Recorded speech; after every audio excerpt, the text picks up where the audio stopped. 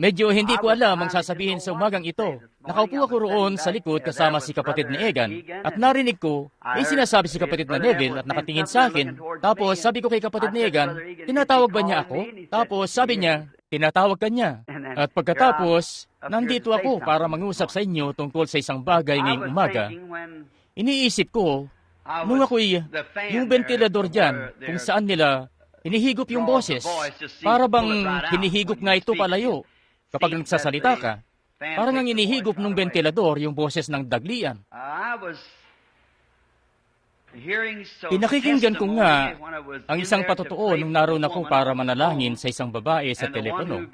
At yung kumuha ng tawag, nakalimutan niyang ilagay kung saang syudad tatawag mula sa may bahay ni Dr. Morrison. At sasabihin ko lang kung anong ginawa ko sa tulong na rin ng lahat ng inyong panalangin at akin, ipinatong ko ang mga kamay ko sa telepono at itinuro yung numero kung saan ngayon at hiniling ko sa Espiritu Santo na magtungo sa babae. Kaya naisip ko na mapakikinggan niya yun gaya nga ng kung paano na kanyang, kita nyo, at ipinatong ko lang yun. At marahil sa ganong parang nga ito nais ng Panginoon, kita nyo? Marahil mainam kung ganoon ang gagawin. At pagkatapos, napakinggan ko ang mga patotoo habang naroon ako tungkol sa isang tao na sinasabing si kapatid na babaeng Rook ay, sa palagay ko si kapatid na Neville ang nagsabi na nagkaroon ng papalya sa pag-iisip ang kapatid na babae, parang ganon. Atin ngang panghawakan ang Diyos para roon. Habang inaalala natin ang isang bagay na ito, nakikilala ng Diyos ang mga kanya. Nakikilala niya ang lahat ng tungkol sa kanila. Nakakarinig ba kayo ng maigi dyan sa likod? Kung hindi po, meron pa pong bakanting upuan dito. Pwede po kayong lumipat kung gusto nyo. At sige, tingnan natin. Ito po ba ang pangunahing mic?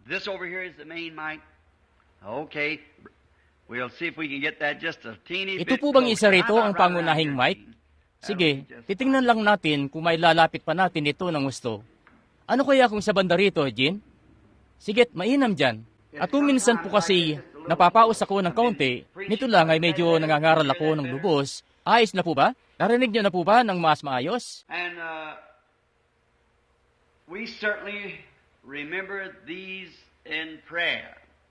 At tunay na inaalala natin ang mga ito sa panalangin. At nais nating ibalita ang isang maluwalhating pagtitipon mula sa dako ng... Si kapatid na babaeng Rook po ba itong nakikita ko rito? Ang tingin ko nga'y kamukha lang niya itong ginang dito. Iniisip ko nga, siguro hindi naman niya kambal ang kinakausap ko rito. Kahawig lang niya ang nakikita ko rito, diyan sa likod. Siya po'y nasa ospital ng St. Edward. At mangyari po na sa Cleveland, Tennessee, at maging sa California, nagkaroon kami ng maluwalhating mga pagtitipon. Ang Panginoon ay nagpala ng lubos at maraming bagay ang kanyang ginawa. At tuwang-tuwa tayo para riyan. Natutuwa tayo na makabalik sa sarili nating mga kasamahan na inuulat ang kabutihan at kaawaan ng Diyos. Ganon yung ginawa nila noon sa Biblia. Ikinalulugod ko nga si kapatid na Neville o si kapatid na Biller sa kanyang pananalangin, yung kung paanong ipinanalangin niya ang mga tao at siya'y humiling ng tulong at habag. At kung titingnan lang nating maigi, lagi niyong mamatyagan ang mga bagay na nangyayari. Nakikita niyo na may kung anong bagay na tapat tungkol dito. At pagkatapos, nung pumunta rito si kapatid na Neville at dinala ang mga diakono at iba pa dito sa ibabaw ng entablado para magdeklara ng pagpapala ng Diyos para sa paghahandog ng iglesia, narinig ko siya na nangungusap sa kanyang panalangin sa Diyos tungkol sa mga kalalakihang ito, kung paanong nagpapanalanginan sila sa isa't isa. At nagdulot yun sa akin ng kabutihan na mapakinggan ang isang pastor na nakakapanalangin para sa kanyang mga diakono at ang mga diakono na may nananalangin din para sa pastor. Kapag makikita nyo ang isang iglesia na nagtutulungan na gaya nun, bueno, may bagay nga na napipintong kumilos. Sa ganong paraan nga dapat ang kaayusan sa iglesia. At nagbunsod nga yun sa akin ng ideya para sa isang teksto.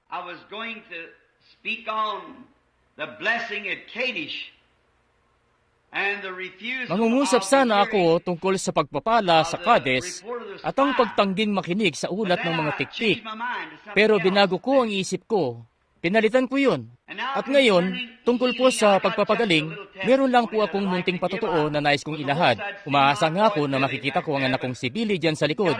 Mangyari nga na naroon yun sa bulsa niya. At umiigi ng umiigi si Billy sa mga pagtitipon kaysa sa noong una siya. Dati po kasi ninenervyos siya, nababalisa, at dahil sa pagsasabi lagi sa mga tao na, "Oh, maupo po kayo, maupo po." Sabi, bibigyan ko kayo ng prayer card. Pero napansin ko po nito lang, may mga taong nagpupunta sa pagtitipon na siya po'y nakararamdam ng awa. Kapag wala na siyang natirang prayer card, mangyari nga na pinapupunta niya sila sa isang silid para maipanalangin ko sila. At may ganoong pangyayari sa Chicago nitong nakaraan lang. At gusto kong basahin yung liham kapag pumasok na siya. Hindi ko nga siya nakita't naabisuhan.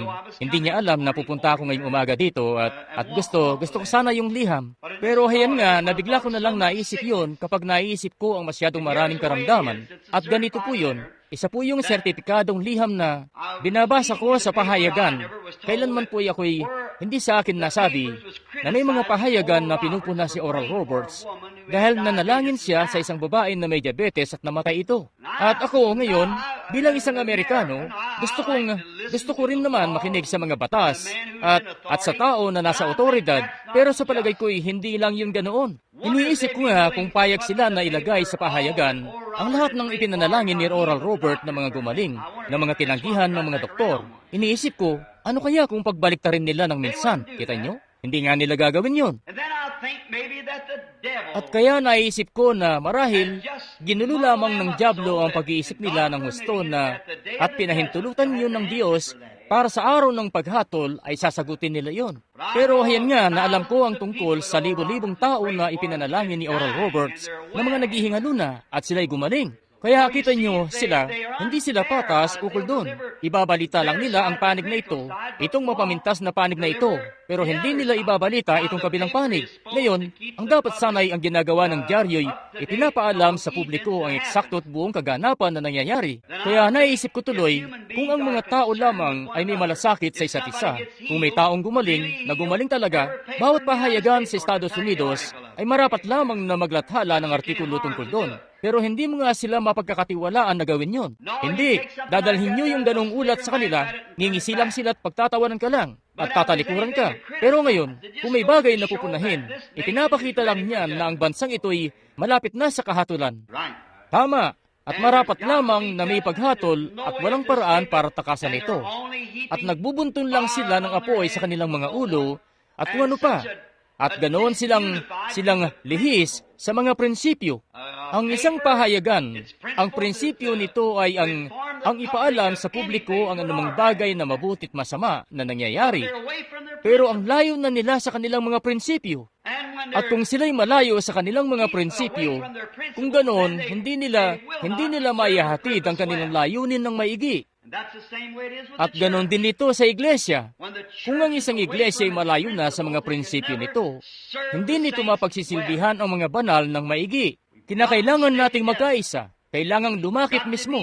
Kinakailangan na isang puso't isang pagkakasundo tayo o hindi tayo kailanman makapaglilingkod sa Diyos o sa mga tao, maliban na isa ang puso natin at isa ang pagkakasundo. Para tumayo sa mga prinsipyo ng Biblia at sa mga bagay na sinabi ng Diyos na tama. Kinakailangan na nakatayo tayo lagi sa mga ito. May pinapasok si Billy sa silid sa Chicago. Siya, may lumapit sa kanya. Isang babae kasama ang asawa nitong lalaki na may kanser sa baga, malapit nang mamatay. At ang asawa nitong babae, isang biktima ng polio at nakaupo na lang sa isang silyang de gulong. At ang babae ngay, inaasikaso ang asawa niyang lalaki na hindi na halos makatayo dahil sa kanser sa kanyang baga. At ang sabi ni Billy sa kanya, sabi niya, Pasensya na po, Ginoo.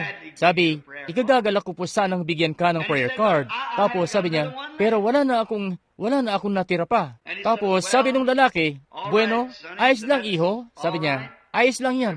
Sabi, sinubukan lang naming pumunta rito. Hayan nga na medyo mahirap yon para sa amin. Sabi ni Billy, sasabihin ko po sa inyo kung anong pwede niyong gawin. Sabi, susunduin ko lang ang tatay ko at ihahatid ko lang siya roon at susunduin siya pagkatapos. Tapos sabi, kapag naihatid ko na po, pagkapakinig niyo sa kanyang mensahe, sabi, mangyari po na dalhin nyo ang inyong o ang asawa mong babae at ikaw. At pumasok kayo sa munting silid na yun doon na papasukan at lalabasan ko. At sasabihin ko sa kanya na ipanalangin kayo. Oh, sabi ng lalaki, napakabait mo, iho. Sapat na yan, kita nyo? Ganon ang dapat na saloobin, kita nyo? Sapat na yan, mainam yan, kita nyo? At nung gabi na yon, si Billy, nung balikan na niya, na tumatalima mismo sa kung ano ang ibiniling niya, na yung lalaki, dadalhin niya doon ang bayaw niya na may pagdurugo mula sa baga. At ang kanyang hipag ay naroon din, na nagdurugo naman mula sa tiyan dahil sa mga ulcer.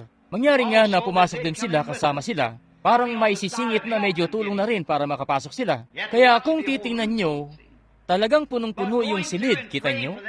Pero nung matapos na't ipinanalangin na sila, may natanggap kaming liham na sagot sa koreo, na yung lalaki ganap na pinagaling na sa kanser sa kanyang baga. Yung babae naman, yung asawang babae na nasa silyang de gulong, ay nakatayo na mismo. Nakakapaglakad-lakad na't normal na mula noon. Yung lalaki na may pagdurugo sa baga dahil sa tuberkular, ay ganap na magaling na. At pati yung asawa nitong babae na may mga ulcer, 4 sila na pinagaling mismo. Iniisip ko nga kung papayag ang mga pahayagan na ilathala yan. Kita nyo? Kita nyo? Kita nyo? Oh, pero ang Diyos ay nananatiling Diyos. Siya nga'y gumagawa mismo ng mga bagay-bagay sa kanyang sariling paraan, alam nyo. At siya'y napakabuti. Lubos ang kagalakan natin na mapagkilala mismo na siya ay Diyos. Pinag-uusapan namin noong isang umaga ang tungkol sa isang munting mga ngaral na kilala namin, na dating umahayo-hayo, nananalangin sa mga may sakit at lahat, at nagtungo siya't nanalangin para sa isang tao sa ospital sa Louisville. At ang sakit ay tuberkular. Namatay yung ginang. Sabi nung munting lalaki, bueno, wala nang halaga pa. Hindi naman inaano ng Diyos. Walang Diyos. Dahil dapat sana itutuparin niya ang kanyang salita. Sabi, pinahiran ko nga ang ginang gaya ng sinabi mismo ng Biblia. Kung hindi niya tinutupad ang kanyang salita, hindi siya Diyos. Sabi, aklat lang yun kung ganoon. Ngayon, mukhang ang ganoon yun, maliban na lang kung nakikilala mo ang Diyos. Bahagi naman yun ng mga kasulatan. Pero hindi yun ang buong kasulatan. Ito'y nakabatay sa pananampalataya ng individual, kita nyo? At ikinuwento ko sa may bahay ko, sabi ko, maraming mga bagay ang napangyari, kaya nalalaman ko na mayroon talaga. Hindi ko alam kung anong mangyayari sa akin sa huli. Marahil ako'y magiging ganun din. Kung ilalayo ng Diyos ang kanyang kamay ng awa mula sa akin, ako'y magiging ganun din. Pero habang pinapanatili niya ang kanyang kamay ng awa at pagpapatnubay sa akin, ako'y magpapatuloy. Pero tinanong ko si Meda, sabi ko, sino yung nasa silid nung umagang yon matapos yung pangitain na yon na nakita ko ang munti kong anak na babae na si Sharon? Siya nga po pala, noong isang araw, para bang mahihimatay ako. Nakaupo ako sa isang kalsada at alam nyo na yung kwento nung pangitain ko ukol sa kanya pagkatapos. At tumingin ako, lumitaw sa gilid ko. Hayan nga't may dumarating na isang kabataang babae sa kalsada dito sa Jeffersonville na eksaktong gaya nung pangitain na yon. Talagang napahawak na lang ako sa mga kamay ko. Parang gano'n na gano'n sa pangitain na yon ukol sa munti kong Sharon. Siya'y batang babae noon. At pagkatapos ng pangitain na yon nung umaga na yon, doon noon sa kalwalhatian, aking sinasabi sa akin doon ni Hope na nakahakbay ang kanyang bisig sa balikat ko, sinasabi, huwag mo kaming alalahanin, Bill. Mas maigi ang kalagayan namin. Sinusubukan ko na nga noong magpakamatay. At sabi niya, huwag mong alalahanin. Ipangako mo sa akin na hindi ka na mag-aalala pa. Tapos sabi ko, hindi ko maipapangako, Hope, dahil ako'y nag-aalala ako. Hindi ko mapigilan. At pumawala na ako doon sa pangitain na nakatayo sa isang madilim na silid. At hindi po pangitain. Hindi imahinasyon. Pero ang bisig niya ay nakakbay pa rin sa akin. At tinatapik-tapik niya ako. Sa isip-isip ko, sandali lang. Hindi ko pa alam ang tawag doon noon, itong pangitain. Kawalan ng ulirat ang tawag ko doon noon. Sabi ko, ang kanyang kamay ay nandito pa rin. Sabi ko, nandito ka ba, Hope? Sabi niya, Bill, ipangako mo sa akin na hindi ka na mag-aalala tungkol sa akin at ni Sharon. Dahil nasa dulo na ako ng daan ko noon. Handa na ako noong magpakamatay. Sabi ko, ipinapangako ko sa iyo. Tapos, Niyakap niya ako at pinapik-tapik ako ng kanyang kamay. At pagkatapos, ang sabi ko, Hope, nasaan ka? Aking ngang nadama ko hanggang sa mahawakan ko yung munting kawing sa ilaw at hinila yon. Lumibot ako sa paligid, hinanap ko sa bawat upuan para makita kung nakaupo ba siya roon. Siya po'y Diyos. Siya po'y ang Diyos mismo ngayon. Kung papaano siya noon sa bundok ng pagbabagong anyo nung si Moises at Elias ay nagpakita. Siya'y nananatiling Diyos. Maaari tayong dumaan sa napakaraming mga problema at pagsubok.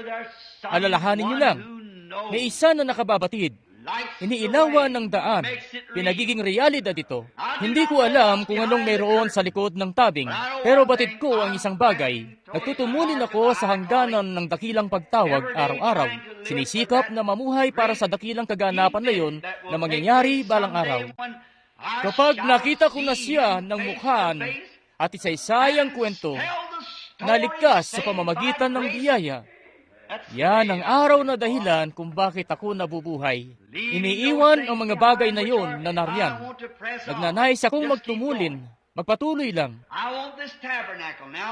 Nais kong ang tabernakulong ito ngayon na nakatayo kayo, nais kong magtumulin kayo sa hangganan ng dakilang pagtawag. Ano man ang ginagawa nyo, pumapit kayo sa isa't isa. Sikapin nyo na maging pamilya sa isa't isa. Kaya nga na lagi nyong iunat ang isang kamay nyo para abutin at dalhin ang iba pa, para madala sila papasok. Pero sa pananampalataya na ito na ating ngayong ipinapangaral at pinakikipaglabang masikap, huwag kayong lilihis isamang pulgada mula rito. Dahil kung naniniwala kayo na ako'y kanyang lingkod, ito po ang programa ng Diyos. Hindi ito kailanman mapapasama sa nakararami. Lagi itong mabibilang sa kakaunti. Ganon noon sa tuwina at laging ganoon sa hinaharap. Pero alalahanin nyo, nasusulat, huwag kayong matakot, munting kawan, nakalulugod na mainam sa inyong Ama na ibigay sa inyo ang kaharian. Ngayon, may grupo ng mga katungkulan sa iglesia, mga diakono, mga katiwala, superintendent ng Sunday School, mga pastor, gaya nga ng kung papaano nakaayos ang ating iglesia. At kayo na mga miyembro, kayo ang humalal sa mga opisyal na ito at sa pastor dito. Ako po'y pangkalahatang tagapangasiwa lang, pinangangasiwaan kung tama ba ang takbo at para magbigay ng payo at kung ano pa. Kayo po ang bumoboto sa inyong pastor. Kayo ang bumoboto ng inyong mga katiwala. Kayo ang bumoboto ng inyong mga diakono. Kayo ang bumoboto sa bawat katungkulan sa iglesyang ito. Kayo na mga miyembro. At tungkulin nyo na itaguyod ang mga kalalakihan ito, kita nyo? Dahil maaring magkamali sila. Sila'y mortal. Sila'y mga tao lang. At sila'y maaring magkamali. Mangyari ba na kung ang presidente ng Estados Unidos ay magkamali, pinabababa ba natin siya agad-agad bilang presidente? Kinakalimutan lang natin ang tungkol doon na tumuusad. Yan ang gusto nating gawin sa iglesia ngayon. Pinakikinggan ko siya habang nananalangin siya kani-kanina lang para sa mga diakono. At ang mapakinggan yun doon, isang patotoo sa may pinto, mula sa mga katiwala, na kung papaanong may pagkakasundo-sundo kayong lahat.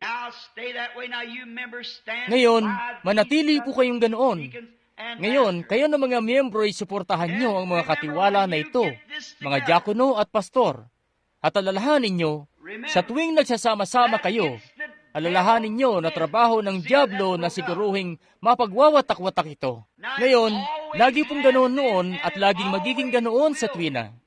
Pero itaguyod nyo ang iyong mga opisyal at yan po ang pangungusap na gusto kong ipahayag. At heto rin na meron ako ritong may bagay ako rito para sa paskilan ng anunsyo sa umagang ito tungkol sa pagpupulong ng mga lupon at kanilang kapamahalaan. At ilalagay po yun sa paskilan ng anunsyo. At may kopya ako para kay kapatid na Robertson na tagapangulo ng mga tagapangasiwa. At heto rin na may kopya ako para kay kapatid na Collins sa palagay ko na siyang tumatayong tagapangulo ng lupon ng mga diakono. At ngayon, ang lahat ng mga katungkulan na ito ay nakaayon ayon sa kasulatan. At kinakailangan na may batay sa kasulatan silang mga panuntunan ng kung ano ang dapat nilang gawin. Kaya naman, ang mga katiwala ay may sariling katungkulan. At ang mga diakono ay may sarili ring katungkulan. Ang superintendent ng Sunday School ay may sarili mismong katungkulan. At ang pastor naman ang tagapangulo ng kawan. Ngayon, Ang bawat isa'y may mga bagay na pagkakapareho at iniisip ko na ang pagpupulong nyo ay hindi dapat pagsasamahin, kundi mayroong pagpupulong ang bawat katungkulan. Dahil wala namang sasabihin na anuman ang mga diakono sa mga katiwala, maliban na lang kung may tungkulan sila na iprepresenta sa kanila. At ganun din ang kabila, ang mga katiwala ang nangangasiwa sa pinansyal at mga bagay-bagay ukol sa gusali. Wala silang anumang kinalaman sa mga diakono. Ang mga diakono ang pulis ng simbahan at mga katulungan ng pastor, at ang mga katiwala naman ang umahawak sa lahat ng ari-arian. Wala pong kinalaman ang mga katiwala sa pamamahalang espiritual, at walang kinalaman ang diakono sa pamamahalang pinansyal. Kaya naman ganyan dapat. At ang superintendent ng Sunday School ay kailangan nakapokus sa kanyang Sunday School. Ito po na naisulat ko itong lahat dito na itape para ilagay sa paskila ng anunsyo. At pagkatapos, ipalalagay natin sa isang kwadro ang turot aral na tinatayuan ng iglesia at ilalagay ito sa kwadro rito sa simbahan. Kung ano ang tinatayuan natin, ang mga prinsipyo, ang turot aral ng iglesia. Ngayon, upang maging isang iglesia, kailangan meron tayong doktrina. Hindi lang yun basta-basta naglalagay tayo ng tulos at sasabihin, hanggang dito lang tayo. Tayo po'y umahanggan ng mas malayo sa pakikipagbuklod sa lahat na ipahintulot sa atin ng Diyos na marating sa kanyang mga kasulatan kasama ang kanyang bayan. At ngayon, maglakit-lakit lang tayo, magkaisang puso, at umusad mismo para sa Diyos. Yan ang paraan na nais ng Diyos na ating gawin. Ngayon, tayo po'y manalangin at pagkatapos buklatin natin ang salita. O pinakamamahal na Panginoon, kami ngayon ay handa ng dumako sa banal na salita o sa pagbabasa ng salitang ito. Naway ipaliwanag sa amin ng iyong Espiritu Santo ang bagay na kailangan namin. At iyo pong itulot na kami makapangusap, Panginoon, at makakilos at mamuhay. Yamang nababatid namin na kaming lahat ay iyong mga anak sa pamamagitan ng biyaya, gaya ng iyong pagkatawag sa amin. Naway magkaroon ng pagkikisama sa iglesyang ito, yamang nakikita namin na nalalapit na mismo kaming umahon sa isang kung anong dakilang pagkilos. Nararamdaman namin ang pagbubunsod sa iba pang mga ministro na humayo sa pagmimisyon kung saan, kung iyo pong ipadadala ako sa iba't ibang bahagi ng mundo, na doon po'y itatag ang pananampalataya at magkaroon ng isang ministro na handa't may pananabik at masanay para humalili. At nawa ang pananampalataya na minsanang ibinigay sa mga banal na magiting naming tinitindigan ay lumagana paikot sa mundo. Iyo pong ipagkaloob ito, Panginoon. Nawa ang munting tumpok na ito ng damo na noong araw ay inihandog namin sa iyo. Nawa po'y may iglesia na musbong dito, Panginoon, na mula rito ay humayo ang mga ministro at mga ebanghelista at mga guro at mga misyonero patungo sa lahat ng bahagi ng mundo. Hihiling po kami sa umagang ito na isang espesyal na pagpapala para sa aming kapatid na lalaki at kapatid na babaeng streaker na dumaranas ng pagdurusa ngayon. Pero alam po namin na lahat kami inilalagay sa ganitong mga pagsubok. Bawat anak na lalapit sa Diyos ay kinakailangan na makaranas ng hirap, masubok, at kung kami susuko na lang ng basta-basta at tatalikod, kung ganoon ay mga ilehitimong mga anak kami, at hindi talaga anak ng Diyos. Iyo pong pagkalooban si kapatid na lalaki at kapatid na babaeng streaker ng lakas at kapangyarihan para makapanatili sa iniatang sa kanilang tungkulin. Kung kinakailangan nilang manghingi ng pagkain na kanilang kakainin, itulot mo po na ang iyong kamay ng pagpapalay mapa sa kanila. Dahil di po namin nalalaman na anupat marahil sa mismong pagsisikap na yon ay iyong ipakikita sa mga katutubo ng Afrika kung ano ba mismo ang tunay na Kristiyano. Iyo pong ipagkaloob ito, Panginoon. Iyo po ngayong itulot ng lahat ng ito'y mapangyari ayon sa iyong kalooban. Iyo pong pagpalain ng pastor dito, si kapatid na Neville.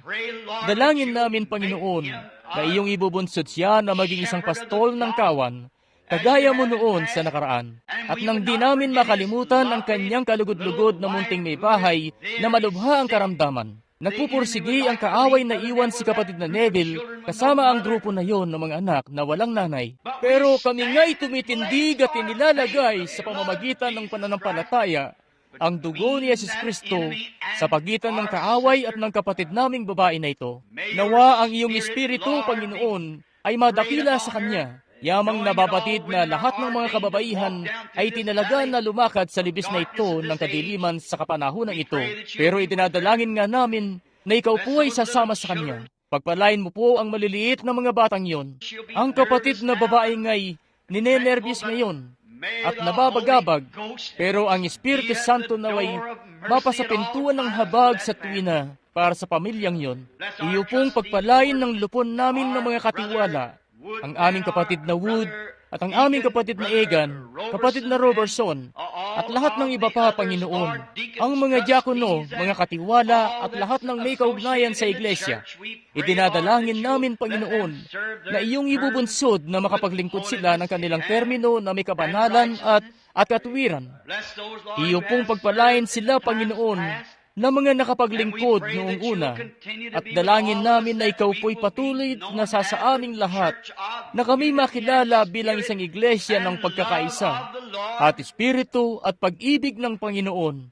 Dalangin namin na iyong ibahabahagi sa amin ang salita, ayon sa aming pangangailangan, habang binabasa po namin ang iyong nasusulat na salita. For we asked it in Jesus' name. Amen.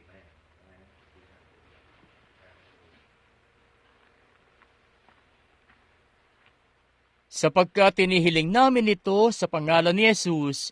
Amen.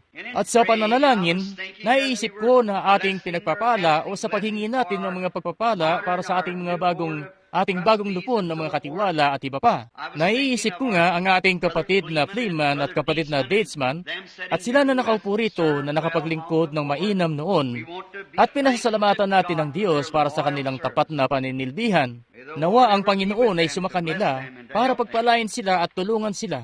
Nais ko lamang pong magbasa bago. Sige po't alalahanin niyo lang ang paskilan ng mga anunsyo at iba pa at ang mga paparating na mga pagtitipon. At nagagalak tayo na kasama natin ngayong umaga. Bueno, nais ko lang sabihin ito na gaya nito. Heto ang isang lalaki na talagang kalugod-lugod sa akin noon. At kalugod-lugod pa rin ngayon. Isang mabuting kapatid, Fred Sotman, at ang kanyang may bahay mula sa Saskatchewan, Canada, na narito para manatili pansamantala kasama natin. Sa ating bansa, manatili pansamantala. Pero sa ating pakipagbuklod, isa pong kalugod-lugod na kapatid, si kapatid na Fred Sotman na nakaupo riyan. Siya po ang nangangasiwa ng malalaking gawain para sa akin kapag ako po'y nasa Canada. At isa pang kalugod-lugod na kapatid na dating mamamayan ng Canada, na isang negosyante, at mapapatunayan niya sa mundo na hindi niyo magagawang higitan ng Diyos sa pagbibigay. Siya at ang kanyang kaibigan ay nagbuo ng isang foundation para sa gastusin ng pagpapatayo ng isang lugar o para sa isang misyon sa ibang bansa, isang foundation. At tinawagan nila ako na pumunta ng Auckland para sa isang pagtitipon. At nabanggit nila na nakuha na nila ang pera. Sila po ang magtataguyod ng lahat ng yon doon sa kanilang foundation. Si kapatid na Fred at ako'y sinubukan yon sa ilang pananalapi na meron si kapatid na Fred na hindi ko gustong tanggapin bilang individual. Kaya naman napagpasyahan namin na ibigay yon sa mga taga-Canada at nang hindi na lumikom ng kaloob. Pero hindi maganda ang kinahinatnan. May inam po ang mga pagtitipon. Pero dahil hindi kami lumikom ng kaloob, di ko po alintana kung ang iglesia ay nakakahalaga ng $1 bilyon. Obligasyon niyo pa rin yon sa Diyos na lumikom ng kaloob. Bahagi yan ng pagsamba at ninanakawan nyo ang gaano man akong di sang-ayon sa pera at mga bagay-bagay na gaya nun. Nalaman ko na kapag ang isang tao'y mali, mas mainam na aminin mong mali ka. Dahil si kapatid na Fred at ako'y nakita namin na hindi mainam ang kinalabasan nun. At kapatid na Borders, nung iwan ko si kapatid na Fred at nagpunta ako roon sa iyo sa Auckland, sabi ko, huwag niyong gawin. Ipakiikot niyo lang yung lalagyan ng kaloob. Kumuha kayo ng kaloob. At kung ano man ang malikom, ibalik niyo yun sa foundation para sa iba na namang pagtitipon sa kung saan. At bago matapos ang mga gawain, lumapit sa akin si kapatid na Border at ang kanyang mga kaibigan at sabi, gaya nga nang naibigay na namin sa pagtitipon, natustos na yon. At pagkatapos, mga ilang araw ang nakararaan, gumawa siya ng paghahanda para sa isang pagtitipon sa San Jose, California, kung saan may mga nasa, sa palagay ko, 60 o 70 kaiglesiyahan sa libis na yon, na galing sa iba't ibang pananampalataya, na ang lahat ay nakikipagtulungan. Nagkaroon kami ng kamanghamanghang pagtitipon, At babalik kami uli sa Nobyembre. Ikinagagalak namin na makasama ka namin, kapatid na Borders at kapatid na Fred, na nakapurian sa likod.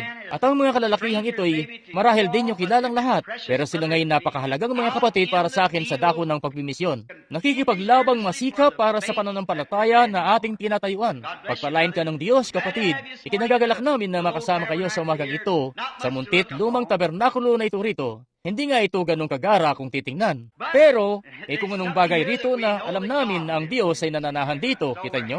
Kaya ikinagagalak namin yun. At may iba pang kalugod-lugod ng mga kapatid, kung may oras lang ako para banggatin na kasama natin ngayon. Ngayon, ako po'y umaasa at nananalangin na sa susunod na ilang araw, loobin ng Panginoon, gusto kong pumunta. May pangunguna ako na pumunta. Hindi ko pa nababanggit ang anunsyo na ito. Ang susunod na pagtitipon ay sa Ohio, para makasama si kapatid na Sullivan sa campgrounds. Sa kaunting panahon lang, nasa 100 milya lang ang layo roon, sa palagay ko. Jean, para pong ganoon. Mainam na puntahan niyo po yun. Kung hindi po kayo nakakapagplano ng bakasyon niyo, kung magtutuloy-tuloy na pangunahan tayo ng Panginoon. Napakainam pong lalaki. At kinalulugod natin si kapatid na Sullivan ng lubos. Isa siyang alkalde ng siyudad. Dati siyang alkalde ng siyudad. At makalumang tubong Kentucky. Yan po mismo ang masasabi ko tungkol sa kanya. Nung magkita kami nung isang araw sa kapwa po kami lumaki sa mga bundok na yon ng Kentucky, sabi niya sa akin, nandyan pa rin ba sa leeg mo yung asepetida mo, Billy? Ngayon, dyan nyo nga malalaman kung ganong ka-Kentucky siya. Ngayon, tayo po'y dumako na sa, di sa binabaliwala ko ang mga kapatid nating tubong Kentucky rito, si kapatid na Jefferys at iba pa. Isa rin akong tubong Kentucky, siya nga, alam nyo. Siga't sasabihin ko sa inyo ang isang bagay, hindi po tayo tubong Kentucky, o hindi rin tayo mga Amerikano. Tayo'y mga manlalakbay at mga taga-ibang bayan. Hinahanap natin ang isang bayan na parating. Ngayon, para sa pagbabasa, bumasa tayo mula sa aklat ng Exodo ng ilang minuto. Nais kong bumasa mula sa ika-23 kabanata at sa ika-20 talata hanggang sa ika-23 ang mga nakapaloob. At nais kong kumuha ng teksto sa umagang ito mula rito o tungkol dito pala, isang ganap na pagpapalaya. At di po ako magpapakahaba sa pagsasalita. Ngayon, habang inihintay ko kayo na mabuklat nyo ang inyong aklat at kabanata, narito, aking sinusugo ang isang anghel sa unahan mo upang ingatan ka sa daan at upang dalhin ka sa dakong aking inihanda sa iyo. Mag-ingat kayo sa kanya. Dinggin ninyo ang kanyang tinig. Huwag ninyong mungkahiin siya, sapagkat hindi niya patatawarin ang inyong pagsalangsang. Sapagkat ang aking pangalan ay nasa kanya. Natitiyak ko na nalalaman ng kongregasyon kung sino ang anghel na ito. Ang aking pangalan ay nasa kanya. At kung didinggin mong lubos ang kanyang tinig at gagawin mo ang lahat ng aking sinasalita, ay magiging kaaway nga ako ng iyong mga kaaway, kaalit ng iyong mga kaalit. Sapagkat ang aking anghel ay magpapauna sa iyo at dadalhin ka sa Amoreo, sa Heteo, Pereseo, Cananeo, Heveo, at Jebuseo, at aking lilipulin sila. Pagpalain nawa ng Panginoon ang kanyang salita habang mangungusap na tayo ngayon ng ilang minuto kung ipapanalangin nyo. Binubulay ko po ang paksang ito ng isang ganap na pagpapalaya. Ang iglesia nga ay laging nasa kakaunti. Ganon yun sa tuwina, sa bilang ng mga miyembro, hanggang sa dumating si Jesus. Pero ito ngay nabubuhay sa ilalim ng bigay ng Diyos na mga pribilehiyo nito. Kung malalaman lang natin, ito ang iglesia ng buhay na Diyos. Hindi ang Branham Tabernacle.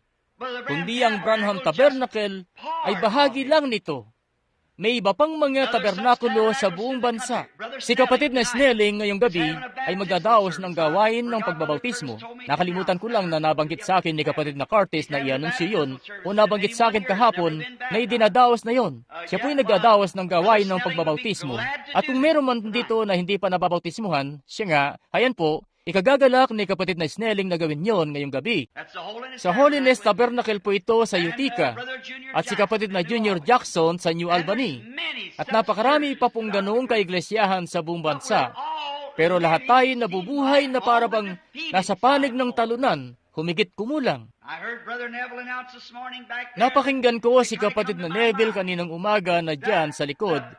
Bigla po yung pumasok sa isip ko na ang mga tao'y parabang napapalayo mula sa pagkalaya.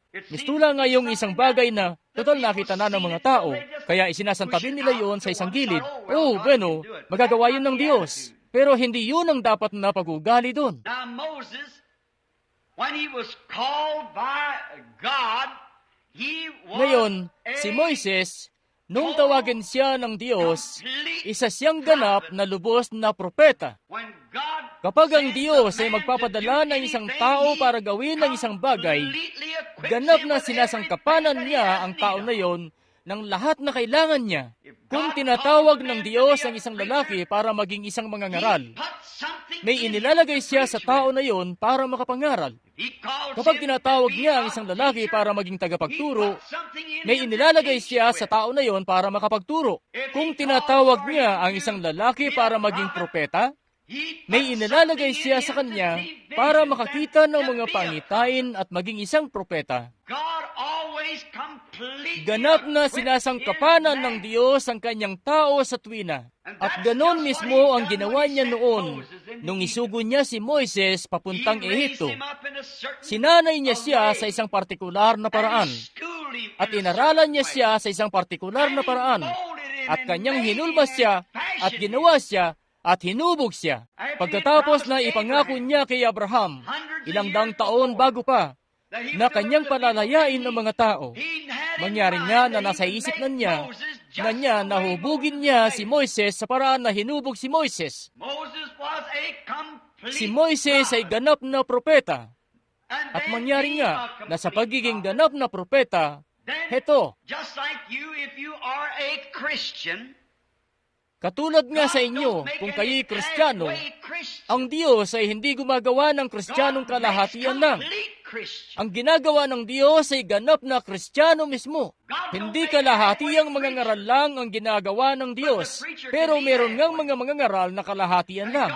At ginawa ng Diyos ang kanyang mga anak na mga Kristiyano, pero kuminsan, kalahatian silang Kristiyano. Pero hindi intensyon ng Diyos na maging ganon sila.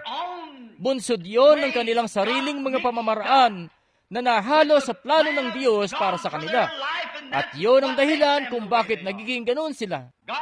Hindi ibig ng Diyos na sila'y maging kalahatiang Kristiyano lang o kalahatiang mga ngaral lang na nakikipagkompromiso sa magkabilang panig. O ang nais niya yaong makakatayo sa puwang sa pagitan ng dalawang pader. Ngayon, si Moises, ginawa siya ng Diyos na maging isang ganap na propeta para sa isang ganap na pagpapalaya. At ganap na nagpaubaya si Moises sa mga kamay ng Diyos. Yan ang dahilan kung bakit ganoon ang pagkakagawa sa kanya. Siya'y ganap mismo na nasa Diyos hanggang sa mapagkatiwalaan siya ng Diyos. Iniisip ko sa umagang ito bilang mga Kristiyano, kung atin na bang naisuko ang sarili nating mga kalooban at isinuko na natin ang ating sarili ng ganap sa Diyos na may pagkakatiwala ng Diyos ang pwesto na pinaglagyan niya sa atin. Iniisip ko sa umagang ito kung ako ba, kung may susuko ko ang sarili ko sa Diyos na pagkakatiwalaan ako ng Diyos. Pagkakatiwalaan si kapatid na Neville, pagkakatiwalaan ng lupon ng mga katiwala, pagkakatiwalaan ng lupon ng mga diakono o ang mga miyembro natin sa ating simbahan. Lahat tayo'y may pwesto at meron tayong tungkulin. Ang ministro'y may dako ng tungkulin na tumayo at ipangaral ang di malirit na mga kayamanan ni Kristo nang hindi nakikipagkompromiso. Kung siya'y tinawag para maging isang mangangaral, hindi niya palalampasin ang isang bagay para lang sa isang tao kung siya'y tinawag para maging isang mangangaral. At ang miyembro ng iglesia, yamang tinawag siya bilang isang miyembro ng isang partikular na grupo, kung ganoon ay hindi siya makikipagkompromiso.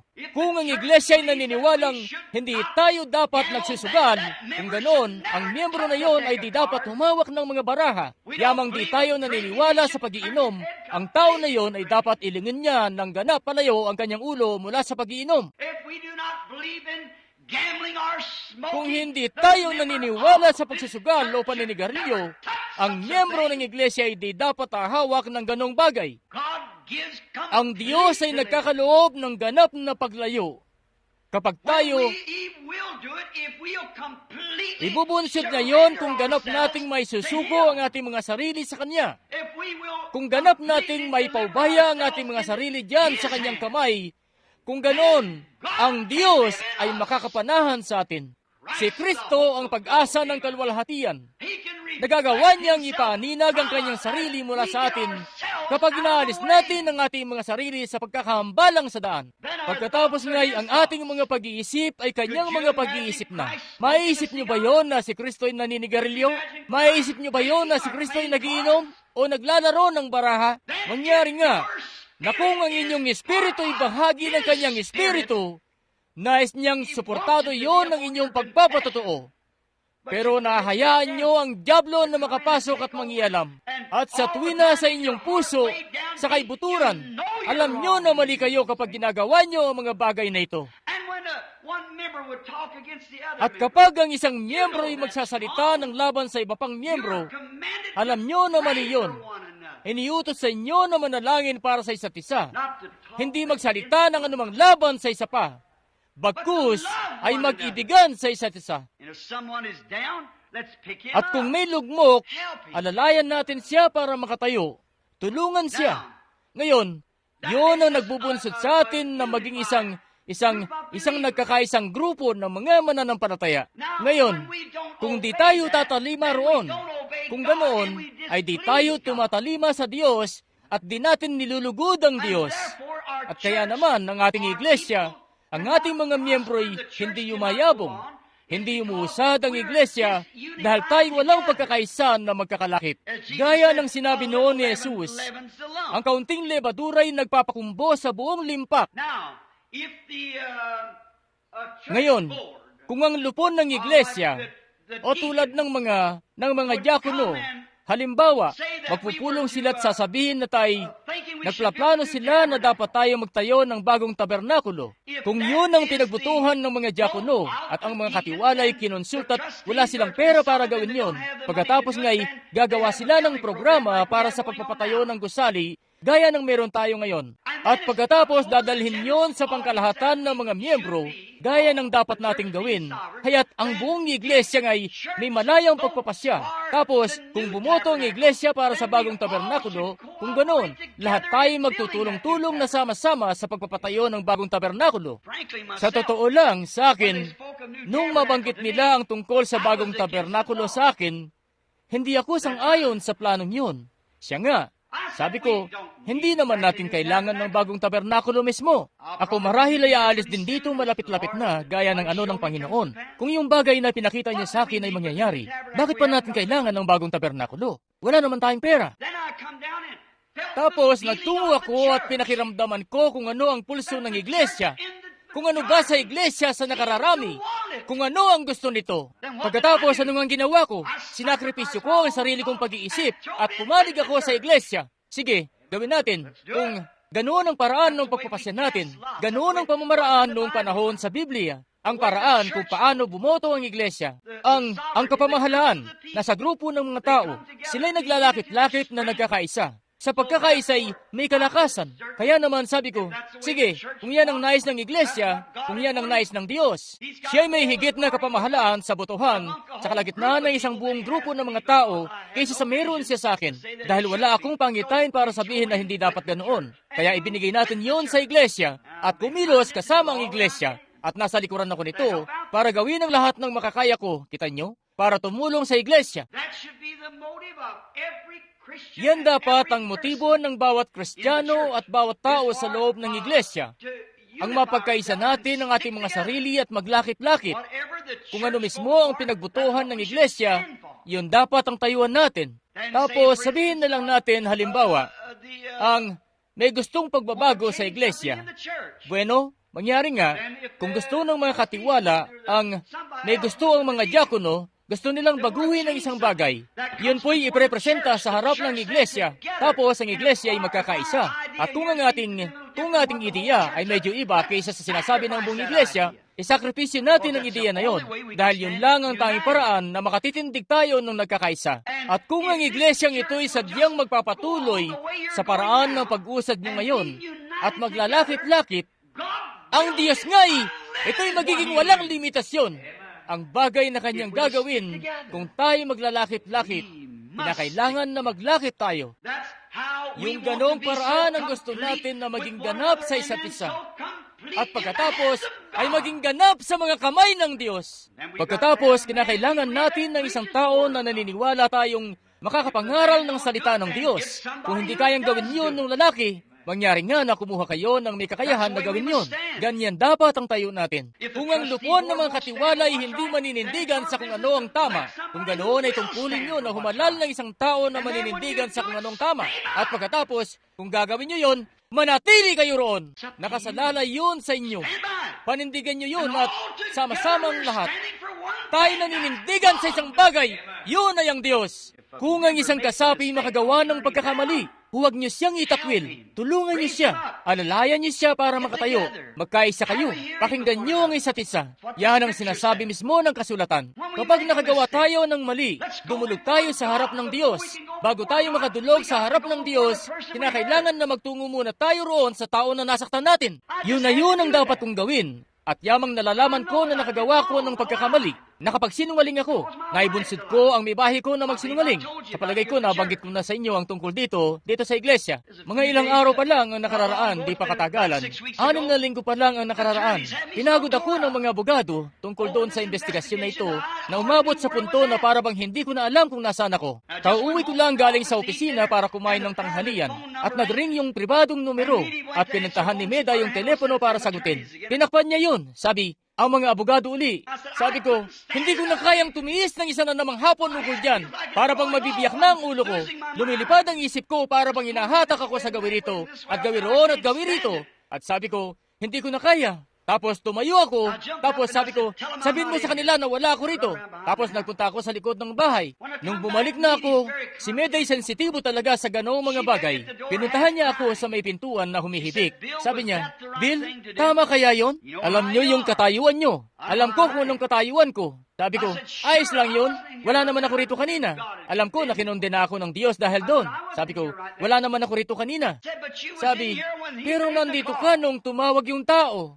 Nung hapon noon, nagtungo ako para manalangin para sa isang sanggol na may sakit. At bago ako umalis ng bahay, nagring uli ang telepono. At tumakbo papalapit si Munting Joseph at hinawakan yung telepono at nagsabi, Daddy, gusto niyo po ba sabihin ko na wala ka rito? Nakita niyo na kung gaanong nakakahawa ang kasalanan. Ano na kaya ang kahinatnan ng isang buong pamilya? Unang Juan, sa 5 kabanata at sa 21 talata, sabi, kung hindi tayo kinokondena ng ating mga puso, kung ganoon ay may lakas ng loob tayo sa Diyos. Pero kung kinokondena tayo ng ating mga puso, papaano tayo magkakaroon ng lakas ng loob sa Diyos? Alam natin na habang may kasalanan tayo na hindi na ipagtatapat, hindi niya tayo pakikinggan. Mabigat yan. Pero ito'y kailangan ng iglesia ang mga bagay na ito. Pagkatapos, nagsimula na akong manalangin para sa sanggol na ito. At nung simulan ko ng patungan ng mga kamayang sanggol, pinaglikahan ako ng Panginoon at ang sabi, nagsabi ka ng kasinungalingan. Hindi ka karapat dapat manalangin para sa sanggol na yon. Bumaling ako mula doon sa lalaki. Sabi ko, Ginoo, maghintay lang po kayo rito. May bagay lang ako na dapat kong itama muna. Tinawagan ko ang abogado at nagpunta ako sa opisina. Pinapunta siya. Sabi ko, naku Ginoo, nakapagsabi ako ng kasinungalingan. Inutusan ko ang may bahay ko na magsinungaling. Sinabi niya na wala ko noon at ang ginawa ko'y tumakbo ako sa likod ng bahay. At ipinagtapat ko yon at sinabi ko ang tungkol doon. Lumapit siya at ipinatong ang kanyang mga kamay sa balikat ko. Sabi niya, kapatid na Branham, noon pa may lagi na akong may pagtitiwala sa iyo. Pero ngayon, mas nadagdagan pa ang pagtitiwala na yan. isa kang Ginoo. Sabi niya, na handang itama ang kanyang mga kamalian. Sabi ko sa kanya, kanina'y nagsisimula na akong manalangin para sa isang sanggol at kinokondena ako ng Panginoon sa puso ko dahil alam ko na nakagawa ko ng mali. Pagkatapos ng sumunod na araw, sabi ng may bahay ko, saan ka pupunta? Sabi ko, sa kuweba ko. At nagtungo ako sa kuweba ko sa Charlestown, kung saan ako laging pumupunta ng mga ilang taon na. Nagtungo ako roon at nanalangin ng buong araw. Oh Diyos! Ibunsit mo po na hindi na ako gumawa ng katulad nun uli. Iyo pong patawarin ako, Panginoon. Dahil noong simulan kong ipatong ang mga kamay ko sa taong may sakit para manalangin, ako nga'y nakondena. Noong mga 3:00 ng hapon, lumabas ako. May malaking bato roon. At sumampa ako roon sa bato at tumadaw ako sa direksyon ng silangan na ang mga kamay ko'y nakataas. Pinupuri ang Panginoon. At napakatahimik nga roon. Tapos sabi ko, Panginoon, kung iyo lamang itutulot, isang beses po'y duman ka sa harap ni Moises. At ang sabi ni Moises, isa yung nung ilagay mo po siya sa biyak ng bato, kaya't ang itsura noon ay likod ng isang tao. Sabi ko, iyo po bang may bubunsod yun uli, Panginoon? Iyo pong ipapatid sa akin na ako'y pinatawad na. Tapos sabi ko, kung iyo po akong lilingapin at paririto sa diwa ko. Sabi ko, Panginoon, hindi po ako malakas pagdating sa utak dahil wala po akong edukasyon. Sabi ko, at ako'y nagsisikap lamang para maglingkod sa iyo. Iyo pong natatalos ang puso ko at hindi ko po dapat ginawa yon. Hindi ko po sinasadya na gawin yon. Yung ulo ko nga'y parang mabibiyak. Grabe yung nervyos ko at nagawa ko yon nang biglaan lang noong madali ako ni Satanas. Sabi ko, kung patatawarin mo po ako, itulot mo na makita kita kung ganoon, Panginoon. Ang Diyos bilang aking tagahatol, doon mismo sa gilid ko, yung munting dako roon sa mga palumpong, ay nagsimulang umipo-ipo gaya ng isang hangin, at dumako yon sa gilid ng kuweba kung nasaan ako, at nagtuloy-tuloy sa kakahuyan. Oh, kapatid, isang kapayapaan na lagpas sa lahat ng pagkaunaway dumaan sa akin. At naiyak ako, tumangis ako, sumigaw ako. Alam ko na ang mga kasalanan ko'y ipinatawad na, kita nyo? Wala akong pakipag-isa sa Diyos. Hindi ako makapagbubunsod na gumaling ang sanggol. Ako, at noong sumunod na araw mismo, may isang lalaki mula sa Chicago na isang kilalang lalaki, isang Katoliko na naakay. Yung mga balbula niya sa kanyang puso ay namagana gaya ng lumobong daluyan. At matagal na nilang sinusubukan na hiwaan yon. Gagawin na sana nila at hindi lang pumayag ang lalaki. Sa wakas, nagkaroon siya ng pagkakataon na makapanayam ko. Sa mga panayam na yon, nananatili tayo roon hanggang sa masumpungan natin kung anong mali. At yung lalaki kapapasok lang doon na haya't ang Espiritu Santo ay tumagaygay mismo sa buong buhay niya. At sinabi ang isang bagay na nagawa niya noong siya'y sakristan pa sa Iglesyang Katoliko. Sabi niya, yan ang katotohanan. Yan ang tapat na katotohanan. Sabi, ang ibig mo po bang sabihin na menos yun sa akin? Sabi ko, yun lang ang tanging anino na nakikita ko sa buhay mo. Bumalik siya at sinabi sa doktor, sabi, sige, paghandaan mo na ang lahat. Uumpisahan na natin ang pag-oopera. Sabi ng doktor, titingnan lang natin yung puso mo ulit. At nung silipin niyo ng doktor, sabi ng doktor, hindi mo kailangang maoperahan. Kita nyo? Kung kinokondena tayo ng ating mga puso, nagnanais tayo ng ganap na paglaya. Ayaw natin na kalahati yan lang, iglesia.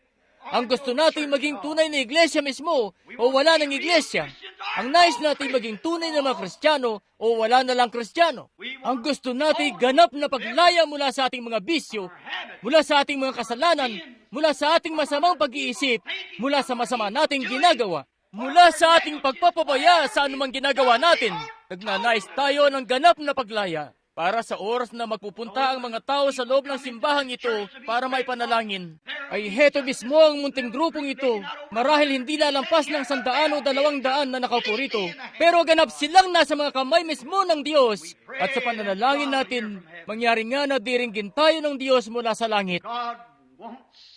Ang nais ng Diyos ay isang tao na mahawakan niya sa kanyang mga kamay.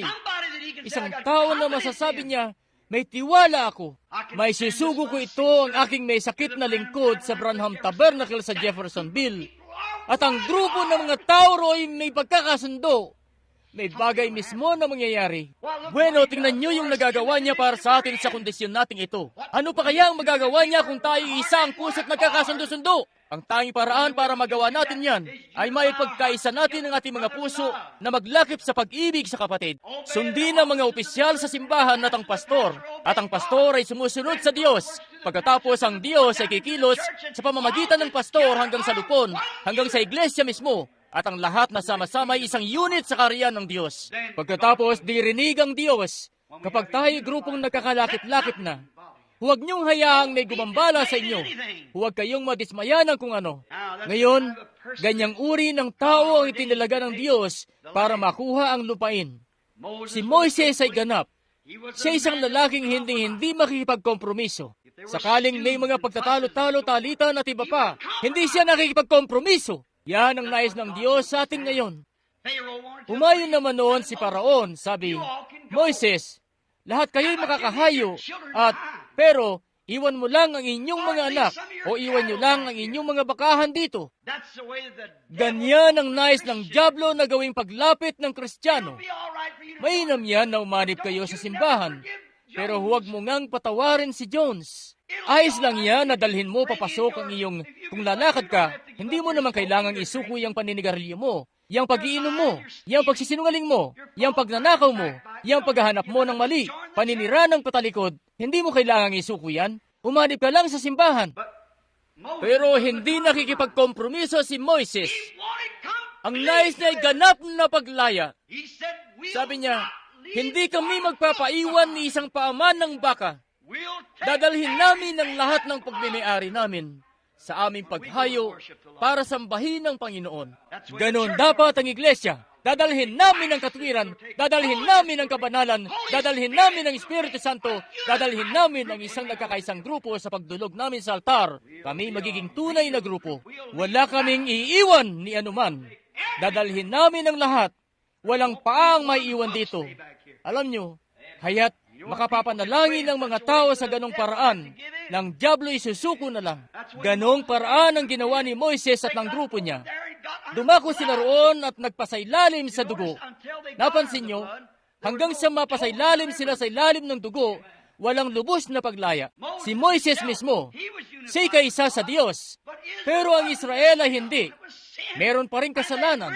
At nagbulong-bulungan sila laban kay Moises. At ang sabi nila, bakit? Bakit mo ginagawa ito? Naghahatid ka lang ng masigit na suliranin sa amin. Dahil dinoble ni Faraon yung bilang ng gagawin nilang ladrilyo at kung ano pa. Ayun nga si Moises, siya'y ganap na nasa mga kamay ng Diyos, ganap na pinalaya mula sa pagpapastol ng mga tupa tungo sa pagpapastol sa mga tupa ng Diyos. Siya'y lubos na pinalaya mismo. Pero ang mga tao hindi pa malaya dahil meron pa ring bulong-bulungan sa kalagitnaan nila. Isang gabi, noong italaga ng Diyos na isang kordero ang kailangang paslangin, tipo ni Kristo, at ang dugo'y sinawsaw sa hisopo, na kung anong damo lang pangkaraniwan, mababa lang, at ipahid yon sa itaas ng pinto at sa mga haligi. Yun nga yung sandali na ang Israel ay ganap na napalaya, na walang paaman ang may iwan. Ang lahat ng pagmemay-ari nila ay tinalaya. Ang mga kapamilya nila, kanilang mga mahal sa buhay, at ang lahat ay pinalaya noong ganap na silang sumailalim sa dugo. Ganyan nga yung sandali na ang iglesia ay ganap na mapapalaya kapag ang lahat ay nagpapasailalim na sa dugo, kapag ang inyong mga pagkakasala ay isinailalim sa dugo, kapag ang inyong paninigarilyo, kapag ang inyong pagsusugal, kapag ang inyong pandaraya, kapag ang inyong pagnanakaw, kapag ang inyong pagsisinungaling, kapag ang lahat ay napailalim sa dugo, pagkatapos nga ay magkakaroon ng isang ganap na pagpapalaya. May mali kang nagawa sa isang tao, ituwid mo. Hindi mo yan madadala sa ilalim ng dugo. Hindi yan tatagal. Hindi mo yan madadala. May bagay na hindi ka itutulot na gawin yan. Kapag ang inyong sarili ganap, buong-buong napailalim sa dugo, doon magkakaroon ng ganap na pagpapalaya. Pagkatapos magkakamit ka ng kalayaan na hindi mo pa napagtatanto noon. Kapag ang lahat ay napailalim sa dugo, na ipasakop sa kaharian ng Diyos, kung ganoon, magkakaroon ng tunay na paglaya. Si Jesus ay ganap na buong tao. Nakaiyak siya na gaya ng isang tao. Nakakakain siya na gaya ng isang tao. Napapagod siya na gaya sa isang tao. Siya'y ganap na tao mismo sa kanyang pisikal na katayuan.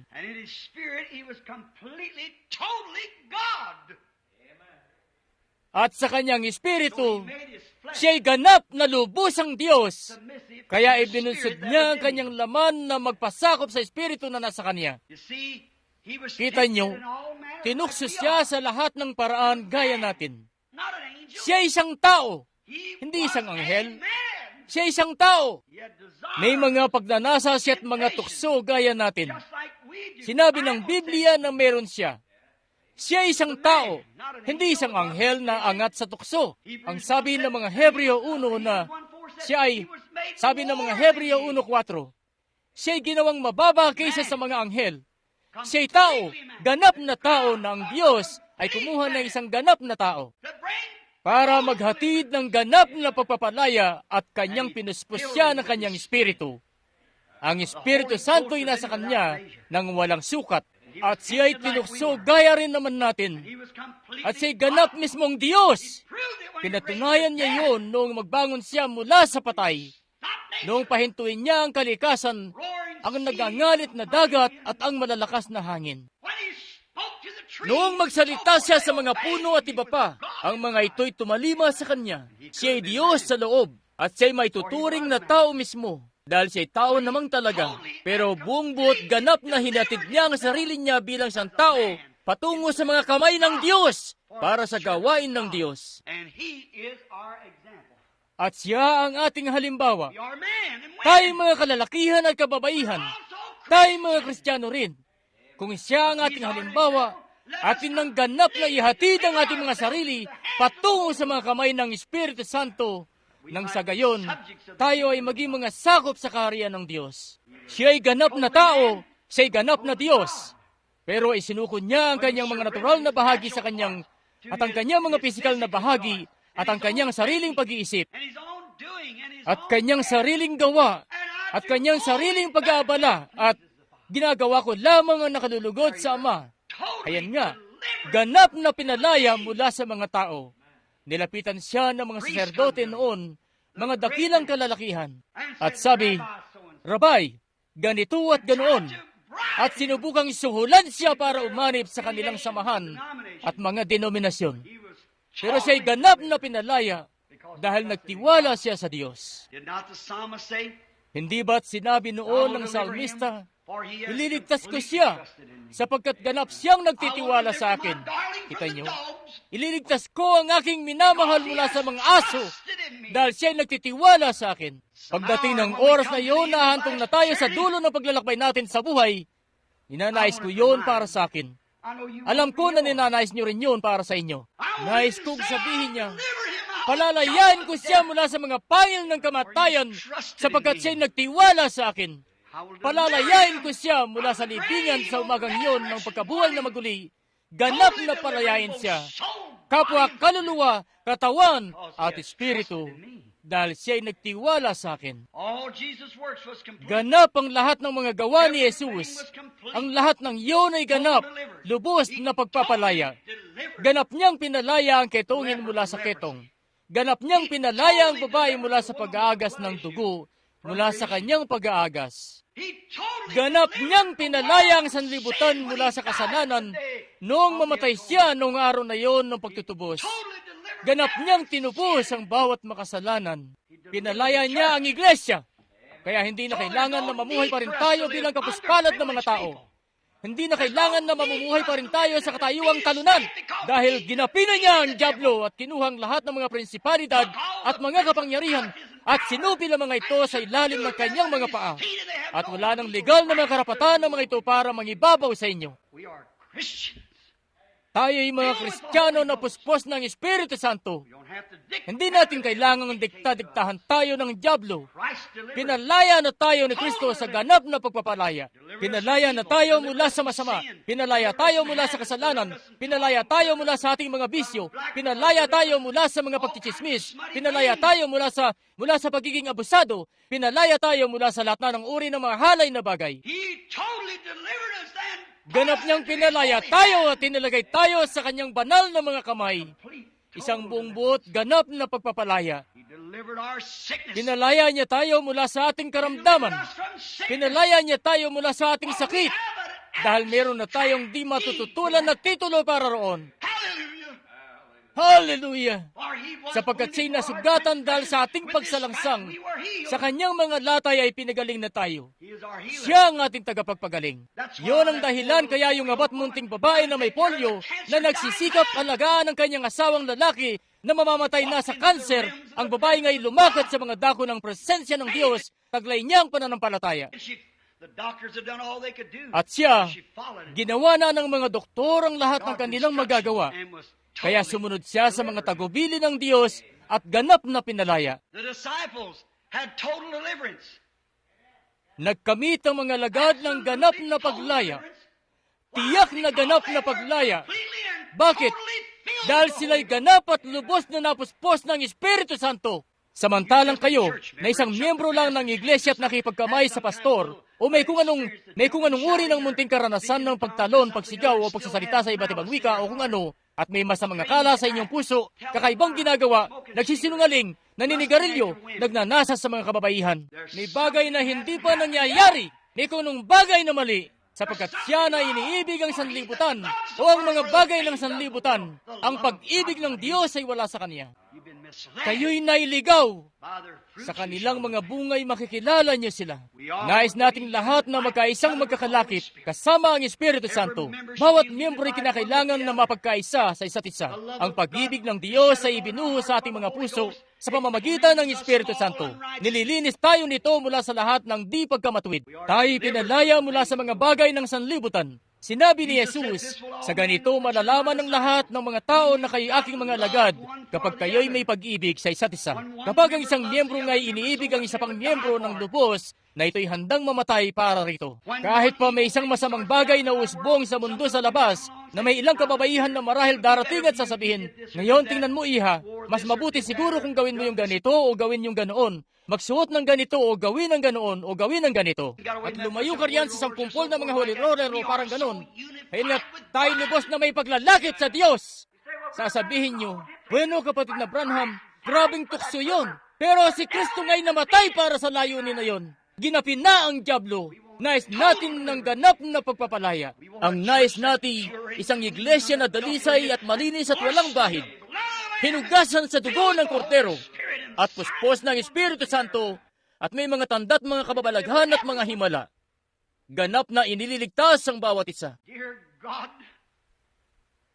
Minamahal na Diyos, you don't take hindi mo po things unless kinukuha ang it's mga so bagay reasonable. maliban kung ito'y ganap na You pinalaya na. cannot receive a sacrifice Hindi mo with maaaring redemption. tanggapin ang isang alay na may dungis. You will never receive a Hindi prayer. mo tatanggapin ang isang pananalangin na may kasalanan sa buhay ng taong yon. You just Hindi mo po yun could not gagawin, do it, Panginoon. Lord. You didn't do it. The age has gone by and you can't do it Hindi today. mo yan ginawa sa mga kapanahunan na nagdaan. At hindi mo rin But yun the gagawin sacrifice ngayon. must be without Bagkus ang handog ay kinakailangan na walang dungis mismo. Lord God, Panginoong as we lay Diyos, ourselves on the altar, habang inilalapag namin ang aming mga sarili sa altar sacrifice na isang life, iniaalay na buhay, take from us, ipungkunin Lord, mula sa amin, o Panginoon, ang lahat ng dungis ng kasalanan. Ganap ko pong inilalapag ang aking kaluluwa at ang aking katawan at aking lakas, aking mga pagsisikap, kasama ang iglesyang ito sa umagang ito sa ibabaw ng altar. Iyo pong linisin kami sa pamamagitan ng iyong dugo at patawarin kami sa bawat kasalanan na nagawa namin. At nawa ang dakilang Espiritu Santo ay masaganang manatili sa amin at ang kanyang presensya ay sumama sa amin mula sa tabernakulong ito sa umagang ito. Nang sa gayon, mabatid namin sa aming mga sarili na kanyang pinatawad na kami.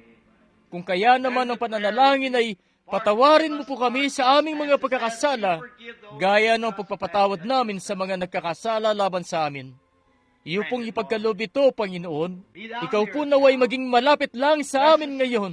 Pagpalain kami at bantayan kami hanggang sa makita-kita kami uli sa panggabing gawain. Nawa po'y makadulog kami na may malilinis na kamay at dalisay na puso na hindi mo kami tatanggihan. Dahil nagnanais kami ng buot ganap na pagpapalaya mula sa anumang bagay, Panginoon, napipigil sa amin para maging liwanag ng mundo. Isang kandila na nakatirik mismo sa ibabaw ng burol na walang taklob sa ibabaw nito. Bagkus isang kandila na nakatirik sa ibabaw ng burol na nagbibigay liwanag para gabayan ng mga paan ng mga tao sa daan na tama. Grant it, Father. We ask it in Jesus' name and for His glory. Amen. Iyo pong ipagkaloob ito, Ama. Hinihiling po namin ito sa pangalan ni Jesus at para sa kanyang kalwalhatian. Amen. Ihilingin ko lang kay Doc. Sa palagay ko, nandyan siya sa likod o kaya isa sa mga diakono na nandito para mabasa ito ng iglesia. Doc, siga't ilagay mo ito sa paskilan ng mga anunsyo para makita ng iglesia sa paglabas nila. At pagkatapos, si kapatid na Collins, kung nandito siya, nandito ba si kapatid na Collins? Ibigay mo sa kanya itong isa pa.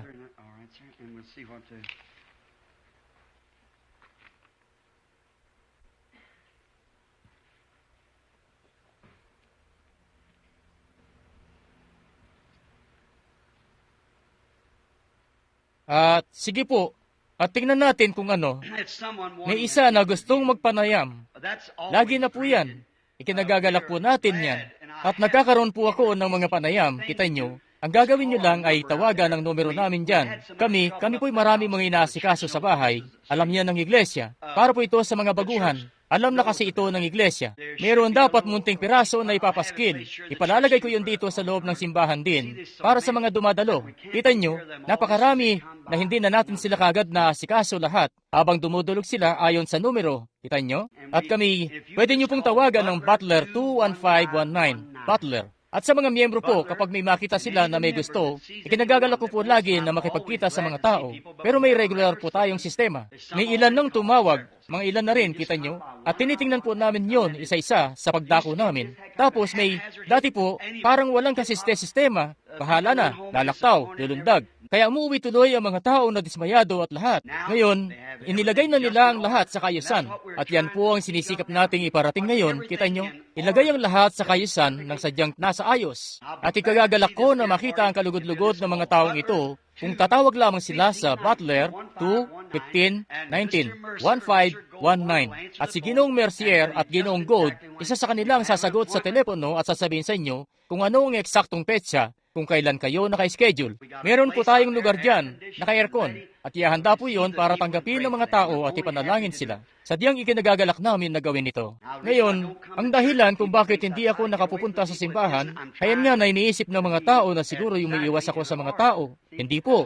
Sinisikap ko lamang na naganap na nasa ayos. Kita nyo? Yan ang nais ko. Wala po tayong tinatangi na tao. Bawat tao, sinuman, saan man, anumang oras, kita nyo, anumang kulay, anumang kredo, ay walang kinalaman dito.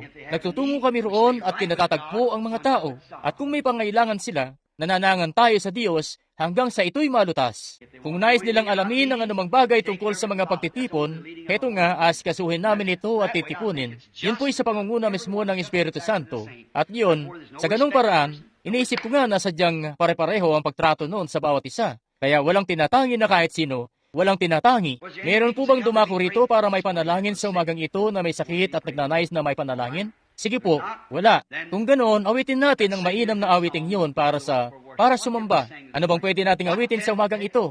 Anong sa aking salay makapag-aalis? Alam mo ba yun, Teddy? Walang iba kundi ang dugo ni Jesus. Anong...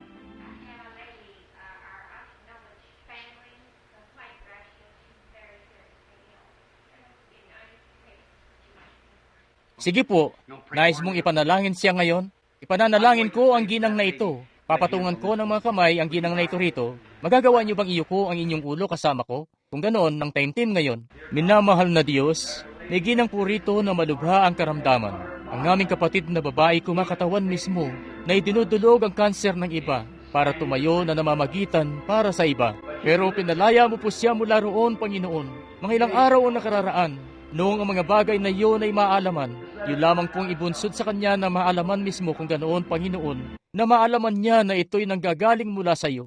Ipinapatong ko ang aking mga kamay sa kanya at umihiling ng awa para sa isa pang babae na ito na kinakatawan niya. Nawa ang biyaya ng Diyos, ang kapangyarihan ng Espiritu Santo. Kung may anumang kasamaan sa aming mga puso, Panginoon, iyo pong iahayag ito sa amin unang-una, pagkatapos kami dudulog, para ito'y ituwid. Sa ganoon ay mababatid namin na makasusumpong kami ng kaluguran sa Diyos, magkakaroon kami ng kapayapaan sa Diyos, na makakamit namin ang inihiling namin, dahil wala nang pagkukondena. Iyo pong ipagkaloob ito, Panginoon. Sa pangalan ni Jesus ay aking idinadalangin. Amen. Sige po. What can wash away my sin? Nothing but the blood of Jesus. Oh,